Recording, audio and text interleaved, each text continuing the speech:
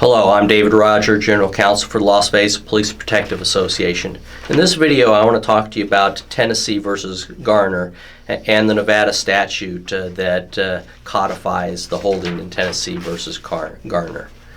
You know, Tennessee versus Garner, as you know, is the fleeing felon rule. It allows officers to shoot a fleeing felon. My advice to you is very simple. Even though the statute allows it, don't do it. Don't rely on the fleeing felon rule to justify the use of deadly force.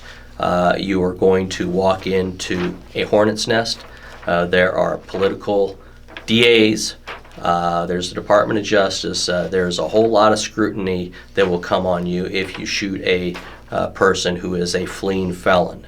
And so, as always, if you have to use deadly force, make sure that your force is within policy and consistent with Graham versus Connor.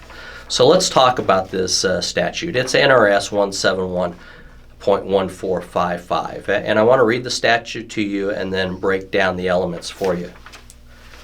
The statute says that if necessary to prevent escape, an officer may, after giving a warning, if feasible, use deadly force to effect the arrest of a person only if there is probable cause to believe that the person, one, has committed a felony which involves the infliction or threat of serious bodily harm or the use of deadly force. There are a lot of elements, and before you take a person's life or use deadly force, and you're going to rely on this statute, you have to be very certain that you meet all of these requirements. And so let's talk about some of these elements. First, the officer has to have probable cause prior to using deadly force that the suspect A, has committed a felony involving the infliction or threat of serious bodily harm, or probable cause to believe that the individual has committed a felony with a deadly weapon. And this is all part of the elements, it's your use of deadly force is necessary to prevent escape, and you have warned the individual, if feasible, that you're going to use deadly force.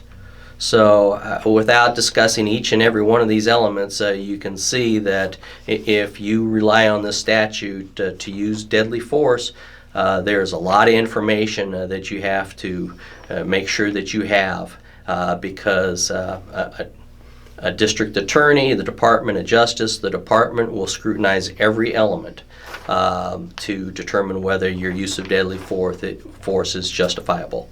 And in this day and age, with a great deal of scrutiny on you, my advice to you is to not rely on this statute, not rely on Tennessee versus Garner to use deadly force, but instead make sure that your use of deadly force complies with Graham versus Connor and department policy.